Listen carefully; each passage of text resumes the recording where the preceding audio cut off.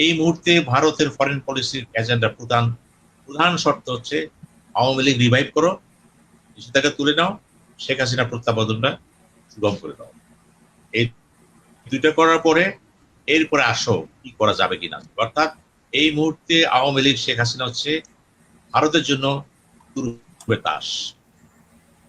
যারা মনে করতেছেন শেখ হাসিনা ফিরে আসবে না, শেখ হাসিনা একজন ভারতের চিন্তা ভাবনাতে আসতে কোথায় লেখা রাখেন, হয়তো আমি বাঁচবো না, মুজিব বাঁচবেন, আপনি বাঁচবেন না, শেখ হাসিনা কোনোদিন কোনোভাবে স্বাধীন বাংলা স্বাধীনতার কথা বলতে পারবেন, কারণ তাকে কিন্তু ভারত গিরা ফেলাইছে। যেভাবে মুক্তিযুদ্ধ যখন হলো, এগুলি জানা রাখা ভালো। মঞ্জু ভাই তো জানেন এগুলি। প্রবাসী সরকার হওয়ার পরে কিন্তু চুক্তি হয়েছিল ভারতের সাথে, যে আমি যদি তোমার সাহায্য করবো, কেন করবো, কি দিবা মানে, আমার স্বার্থ আছে তো। ওই যে 7 দফা চুক্তি, ওই চুক্তি কিন্তু যুদ্ধের পরে ডিবি ধর আসছে, ডিবি ধর প্ল্যানিং কমিশনের চেয়ারম্যান ছিল, এবং বিএন হাসান চিফ সেক্রেটারি ছিল। এরা তখন আসলো বাংলাদেশে, কি এই দেশটা তারাই শাসন করবে, আর্মি তাদের, ডিফেন্স তাদের, পুলিশ তাদের, শুধুমাত্র আমরা রাজনীতি আমরা দেখবো না, ওরাই দেখবো। অর্থাৎ একটা ভ্যাসেল স্টেট, ওই 7 দফা ছিল ভ্যাসেল স্টেট। কিন্তু যখন বঙ্গবন্ধু এসে বললেন আমি আসলাম স্বাধীন দেশে, গেলাম, যাওয়ার সময় পরাধীন, আইসহ পরাধীন, এই সৈন্য যেতে হবে, ইন্দিরা গান্ধী চিন্তা করে ভারত তাকে ভয় পেয়ে দিলেন। আচ্ছা জেনে রাখেন, শেখ মুজিবুর রহমান শুধু একটা ব্যক্তি না, ইতিহাস। কথা বলতে পারতো, সাহস। আজকে অনেক কথা বলতেছে না এনসিপি প্রমাণ, এই সময়টা ঠিক আছে, তার যে কথা বলতেছে না, ইয়েস, তাকেও চিন্তা করতে স্থানকার পাত্র ভেদে ওই ভয়েসটা কি ছিল, যে কারণে জিয়াউর রহমান ব্যক্তিগত আলাপচারিতা আমি পড়লাম বই একটা, সেখানে বলেছিল বাংলাদেশ 2বার স্বাধীন হয়েছে। একবার হচ্ছে মুক্তিযুদ্ধের সময়, যেদিন বঙ্গবন্ধু বলল সৈন্য সাও, সৈন্য সরাও, দিস ইজ হিস্ট্রি রেকর্ডেড। এখন আপনি চিন্তা করেন, যদি এখন নতুন ভাবে কোনো চুক্তি হয় আওয়ামী লীগের সাথে, শেখ হাসিনার সাথে ভারতের, চুক্তিটা কি হবে? এই সমস্ত কারণে আমরা বিএনপিকে সমর্থন দিতে পারছি না, যে সমস্ত কারণে আমার নিরাপত্তা বিঘ্নিত, যে সমস্ত উত্তর ভারতের দিকে আমরা স্কুইজ হয়ে গেছি, যে সমস্ত কারণে চিকেন ইউজ করতে পারতেছি না, তুমি এগুলো আমাদের দিবা। আমি বললাম দেবো, তোমার জন্য চেষ্টা করবো। একদম চুক্তিভিত্তিক, চুক্তি ছাড়া এক পা আগাইতে পারবেন না। সুতরাং ট্রাক বানাচ্ছে, উনি যত বড় উচ্চ কণ্ঠে কথা বলবো, কি বলে ভিডিওতে, কিচ্ছু আসে যায় না। ওনার কিন্তু হাত পা বাঁধা কার কাছে? ওই ভারতের কাছে। ভারত তার বৃহত্তর ইন্ডিয়া ডক্টরিন, যেটা বলি ইন্ডিয়া ডক্টরিন, আর বিরাট পলিসি আছে, কিন্তু যে কোনো ভাবে তাকে উত্তর ভারতকে সেভ করতে হবে। সেভ করতে হলে কি হবে? তার চিকেন নেকটা খেলতে হবে তাকে। এখন বলা হচ্ছে, কারা বলতেছে?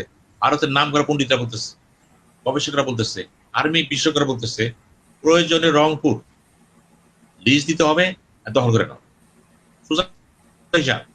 আমরা ওই চাই।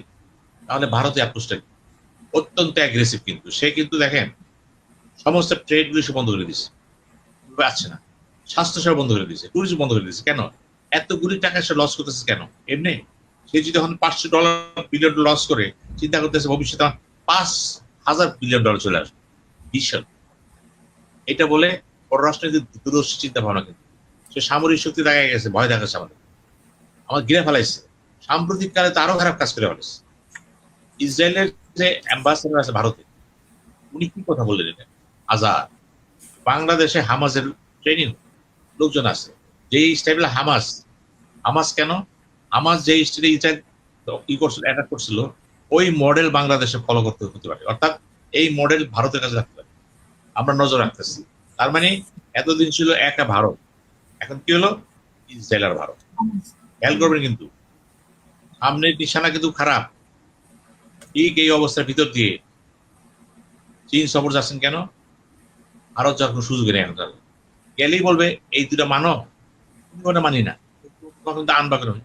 আগে মানো, পরে কথা হবে। সুতরাং ভারতের দরজা আপাতত বন্ধ, একদম ক্লোজ। এখন চীন যাবেন, আশা করা নিয়ে চীন থেকে ফিরে আসার পরে যদি সেই শর্তগুলো পূরণ করতে না পারে, তাহলে কি চীনও বিগড়ে যাবে। বাই দিস টাইম যদি আমেরিকা ধরা খেয়ে যায়, মহাবিপদ। আমি শেষ কথা বলে দিই, 2008 সালের অক্টোবরের 7 তারিখে দেন আমেরিকান অ্যাম্বাসেডর, সম্ভবত মরিয়ার্টি, ভুল না করি, জেমস এ মরিয়ার্টি, উনি ওয়াশিংটন একটা মেসেজ পাঠালেন, গুরুত্ব মেসেজ। তারেক জিয়া, জনাব তারেক রহমান কি বললেন, তিনি ঝুঁকিপূর্ণ লোক হিসাবে তিনি ট্রিট করে মেসেজ পাঠালেন। এখন এই ফাইলের অবস্থা কি? এই ভিসা তো নিষিদ্ধ, এটা কি জিমতাছে না আছে? এখন যদি আমেরিকা যদি এই ফাইল যদি নাড়াচাড়া শুরু করে, তিনি বলবে আসতে পারবে, ভিসা দেবো, তবে আমার সাথে তুমি সামরিক চুক্তি করবে। কি করবে তারা? যে জাতিসংঘে যেতে পারবে, ওই ভিসা পেয়ে যাবে সে, কিন্তু নিয়োগ চাইতে পারবে, ওই জাতিসংঘে চলে আসতে পারে তার। এখন প্রমাণটা হয়ে যাবে আদৌ আমাদের পররাষ্ট্রমন্ত্রী, যিনি এখন জাতিসংঘের সাধারণ সভাপতি, তার সে দক্ষতা যোগ্যতা পারেন কিনা, তিনি কি করতে পারেন। তাকে, তিনিও তো আমেরিকার স্বার্থে কাজ করতেছেন, তিনিও তো বলতে পারেন চুক্তি করে ফেলান, চুক্তি করে ফেলান, সাথে সাথে ভারত এবং চীন আপনার বিরুদ্ধে চলে যাবে। এখন তারেক জিয়ার যে বয়স, খেয়াল করুন, উনি কিন্তু 17 বছর বাইরে ছিল, বিশ্ব রাজনীতি সম্পর্কে কিন্তু অ্যাকশন রিঅ্যাকশন সম্পর্কে কতটা এখন তিনি জানেন, চেয়ারের বিষয়ে দেখতেছেন পৃথিবীটা কি। তিনি বলছেন এই চেয়ারটা আমার কাছে কিন্তু আগুন, উনি সংসদে বলে দিচ্ছেন, সেদিনও বলছেন আমি কিন্তু খুব ঝুঁকির মধ্যে আছি, অর্থাৎ দায়িত্ব। এই তিনটা অবস্থার ভিতর দিয়া যারা বলতেছে চীন যেতেছে বিশ্বজগের ফেলাবো, আমি স্মরণ করে দেখবেন, চীন সফরে আমরা খুশি, আমরা দেখবো চীন সফরের পরে ওগুলি বাস্তবায়ন হয়, বাস্তবিত না হয় ঠিক হাসিনার সাথে যা হয়েছে তারেক রহমানের সাথে তাই, ওখান থেকে কি হবে, আমাদের কপালে যা আছে তাই। অন্যতম কারণ হচ্ছে বাংলাদেশটা কিভাবে চলবে না চলবে এই ব্যাপারে বাংলাদেশের ভিতরে অভ্যন্তরীণ কোনো সমঝোতা নাই, কোনো সমঝোতা নাই।